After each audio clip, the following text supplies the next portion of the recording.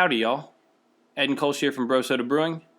I think it's time for another good old-fashioned episode of Wheel of Beer, the show where I brew shit into other shit and hopefully doesn't taste like shit.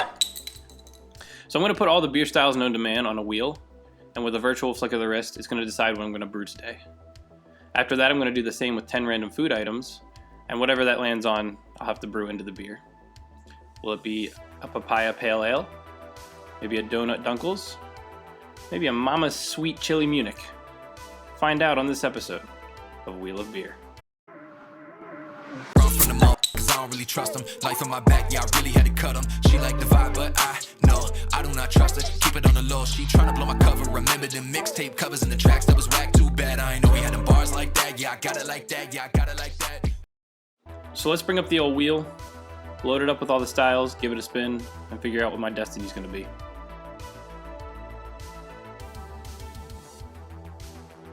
(26D).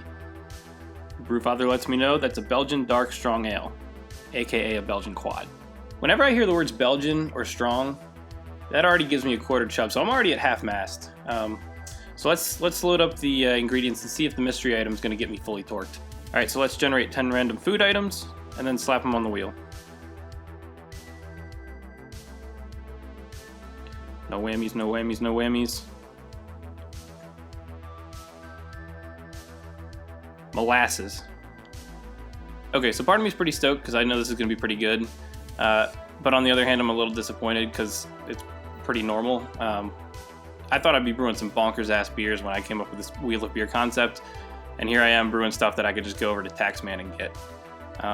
But it is my destiny, so it is what it is. So I'm going to head over to my GFs, and when I get back, you can bet your bottom dollar that we're going to brew. Alright, so I'm back from my GFs, and I got everything I need, including Grandma's Robust molasses. I went with Robust because I really want to make sure I taste this shit after the last couple of brews. So here's the recipe. Again, I'm modifying a great fermentations recipe, which you can find in the description below. But I didn't include the oat cubes, I cut some of the stuff out, and I modified the amount of candy sugar and brown sugar to make room for a bunch of molasses, but still stay in spec. And by stay in spec, I mean make sure that this doesn't end up 15%. I mean, look at this. 11.4% is my target. And y'all know how I like to do my tastings. I might have to cut out the tasting and refilm everything in the morning. We'll see.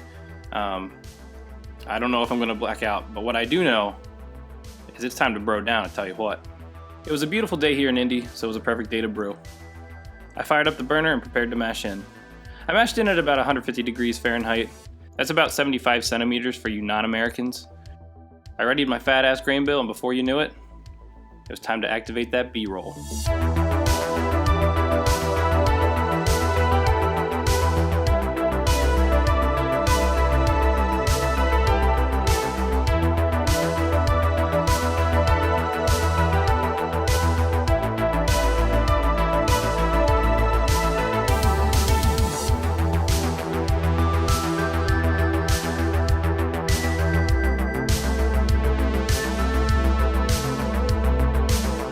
While that mashed, I measured out my sugar, and more sugar, plus the molasses.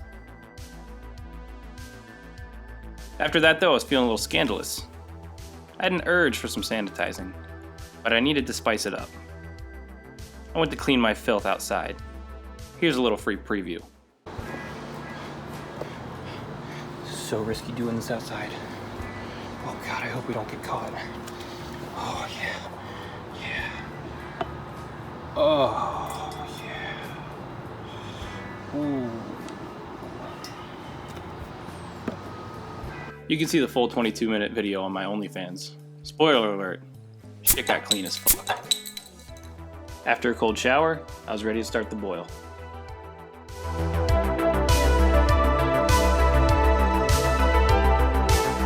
At the 60-minute mark, I threw in a ½ ounce of Northern Brewer. That's a meter for you Canadians. Then a ¼ ounce of Spalt at the 20-minute mark. That's about 43 Kelvin for you Australians. Notice the pro brewer pinchy method employed here. A perfectly calculated pinched off pour. Then I dumped in my amalgamation of sugar at the 10-minute mark, as well as some fucking Irish moss. Then I finished it with another QO of Spalt at 5 minutes. Once the time ran out, I put the chiller in and let the boy back out. He had been letting me know that he had to, how they say, go potty. Finished off the day by slapping this bad boy in the fermenter and taking some readings. The gravity was high as shit, and I had to dilute the hell out of it. Once it chilled down a little more though, I was ready to pitch the yeast and wait.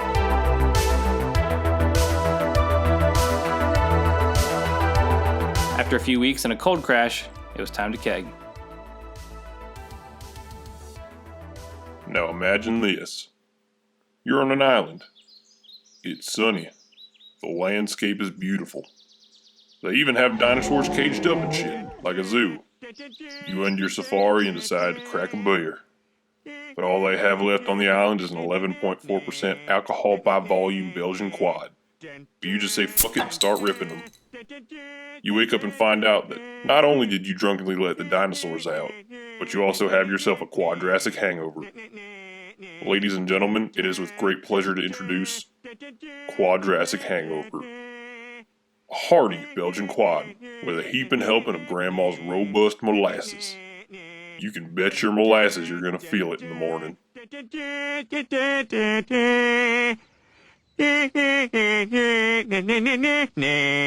Alright, ladies and gentlemen, so we have the Quadrasic Hangover here. I'll be honest with you, I'm not really looking forward to it. I couldn't get my branding on tulip glasses, so full pint it is. Cole, are you ready? I'm not either. So let's just jump right into it. Give it a sniff. Want to smell? Yeah, so it smells like a Belgian quad. I mean, it smells good. It smells Belgian-y, funky. I don't think I can smell any molasses on it though. It smells pretty normal. Maybe a little bit actually. Yeah, there's definitely something there. Let's just jump right into the taste test. Let's give her a go. So, cheers, Kolsch. Cheers. Fuck me, 11.4%.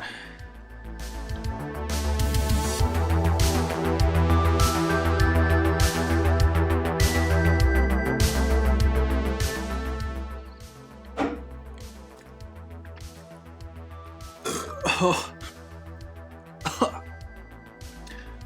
Oh God. Oh. So, oh. Oof. So it definitely, I can definitely taste the molasses. I can taste Grandma's robustness in there. Oh, it's thick. It's just thick. And I must have fucked something up because there's definitely some diacetyl in there. It's tasting a little buttery. Whew. I don't think so. Oh God. Clever girl. Yeah, I can definitely taste the molasses this time. There's definitely some flavor in there. I mean, it's a decent Belgian quad. I think it would be a lot better if the diacetyl wasn't in there. I must have not left it to ferment long enough. Yeah, I think I'm gonna have to give this one a 4 Bro Sodas out of 10. It's just ruined by that off flavor. It had so much potential, but I blew it. Oh God. I think I'm gonna wake up tomorrow with a Quadrasic hangover. But yeah, I think that's it for tonight. Thanks for watching another episode of Wheel of Beer. But before I go, if you want to get a nice Bro Soda glass like the one you see here, or the Bro Soda brand on any piece of merchandise, such as shirts or hoodies, check the link down below and you'll find my merch website down there. Yeah, so feel free to help support my alcoholism and pay for these beers that I'm brewing. And yeah, cheers.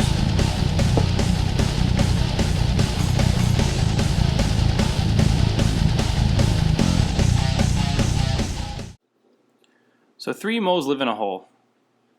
One day they wake up to the smell of pancakes. The first mole sticks his head out and says, I smell syrup. The second mole sticks his head out and says, I smell pancakes. The third mole can't quite fit his head out, and he says, all I can smell are molasses. That's getting cut for sure. That.